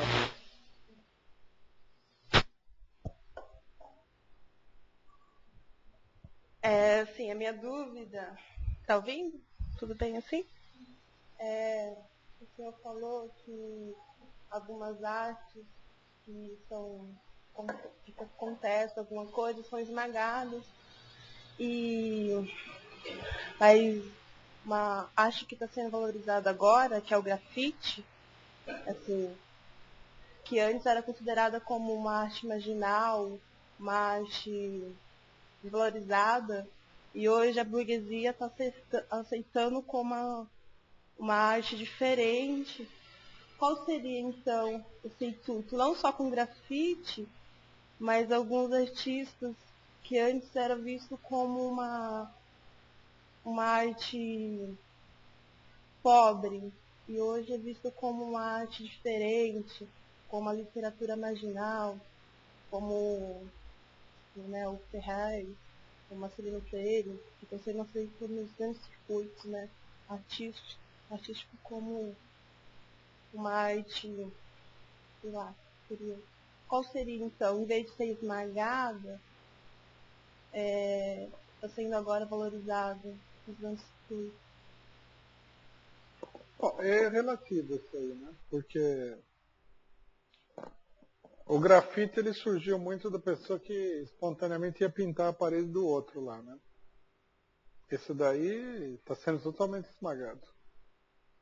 Tem até lei, tem até algum ridículo, que eu não sei quem é esse ridículo, que aprovou uma lei que você precisa agora de quase de aprovação das Forças Armadas para comprar um tubo de tinta de spray, entendeu? Porque isso aqui é um país cheio de gente ridícula. Tem muita gente boa, tem muita coisa boa no país, mas tem umas pessoas que são realmente, sempre teve. É o caso desse cidadão que aprovou essa lei. Parece que um spray de tinta é como se o cidadão estivesse comprando uma urânio enriquecido, você entendeu? Só um ridículo. Não é que seja repressivo, porque proibir o armamento é repressivo. Isso aqui é ridículo. Bom, mas você vê até por que ponto chegaram, né? O que vai acontecer é que o grafiteiro, o grande negócio era pintar a parede de maneira não consentida, assim, entendeu? Ele só vai pintar a parede consentida. É a domesticação do cara. A burguesia vai. A única coisa que eu posso dizer a respeito é que a hora que tiver um movimento forte nas ruas, ninguém vai impedir ninguém de pichar tudo, inclusive e principalmente os edifícios públicos, entendeu? Já posso até ver o Palácio do Bandeirantes sendo pichado e grafitado lá. Agora, se transformar numa coisa estabelecida, é o começo do fim, entendeu? Já aconteceu com muita coisa. Esse negócio de que entra no grande circuito, você pode marcar. Entrou no grande circuito, é o começo do fim. Esse grande circuito aí não permite nada. Inclusive, a maioria das pessoas, eles levam simplesmente, diretamente, literalmente, a loucura. Um cara faz sucesso, porque acontece muito, o cara faz sucesso, aí uns oportunistas do mercado capitalista, do entretenimento, pega o cidadão lá e dá uma turbinada nele no mercado, né? Tem muita gente que não aguenta, o cidadão fica até doido. A pressão é muito grande. Isso é um esquema puramente comercial.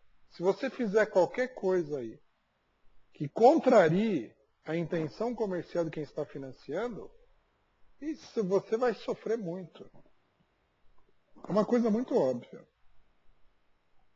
Se o Paulo Coelho decidir escrever livros aqui defendendo o Osama Bin Laden, esmagam ele que nem uma barata, entendeu?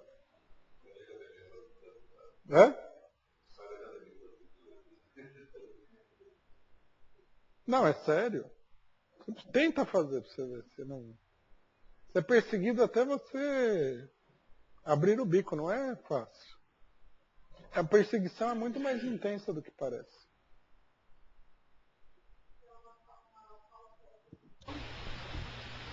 Não, eu acho que o pessoal se ilude. Eles acham que eles estão sendo aceitos, quando na verdade é toda uma manobra para estrangulá-los. Ninguém disse que a liquidação de uma pessoa tem que começar pela violência, você entendeu? A burguesia ela tem um sistema que é um sistema muito sofisticado. Ela não tem um único recurso para lidar com os inimigos. Se você é um dirigente sindical, por exemplo, e a burguesia percebe que você é radical, mas você pode ser manipulado, eles começam adulando a pessoa. Ele já tem um sistema pronto para isso. Começa a falar como ele é um grande líder. Você é um grande líder. Aquele pessoalzinho do seu sindicato não dá, pessoal bruto e tal. Você é uma pessoa, você entendeu? Quando o cara vê, já está vendido e comprado. Se ele chegar e resistir, aí manda a polícia, corta o dinheiro dele, a imprensa fala que ele estuprou uma moça lá no bairro dele. Tem até esses filmes que você estava mencionando, tem até filme que mostra. Nós assistimos um filme do Frank Capra, que chama... Como é que é? O filme do cidadão que é senador. A mulher faz o homem. Eles pegam um ingênuo, um cidadão honesto, bem intencionado, que eles acham que eles podem manipular e elegem ele para o Senado. Ele é o segundo senador do Estado, junto com um outro que é uma raposa da política. Aí o senador chega para ele e fala, assina aqui, tá? Ele assina qualquer coisa, ele está totalmente por fora do que está acontecendo lá. Mas ele tem um único projeto que ele quer colocar em prática. Ele quer fazer um campo de escoteiros num determinado terreno. Então ele propõe a desapropriação do terreno para fazer o campo de escotismo. E acontece que os capitalistas daquele estado estão de olho no campo, porque o campo é muito valioso, eu não me lembro bem por quê. Vocês têm petróleo, qualquer jogada. Mas ninguém consegue convencer ele a abrir mão de favorecer os escoteiros.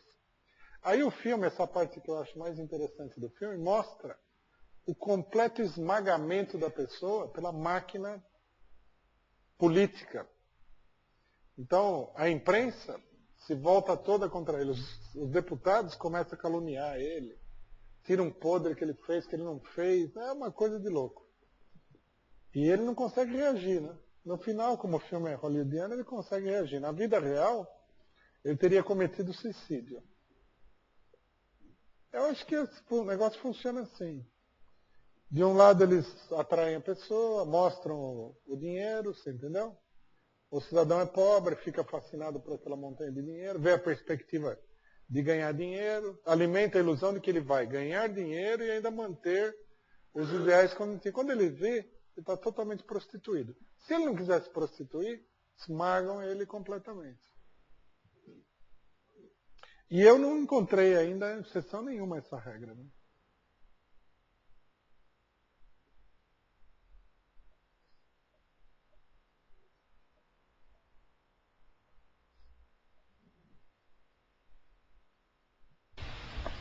Os grafiteiros, eles estão perseguição implacável.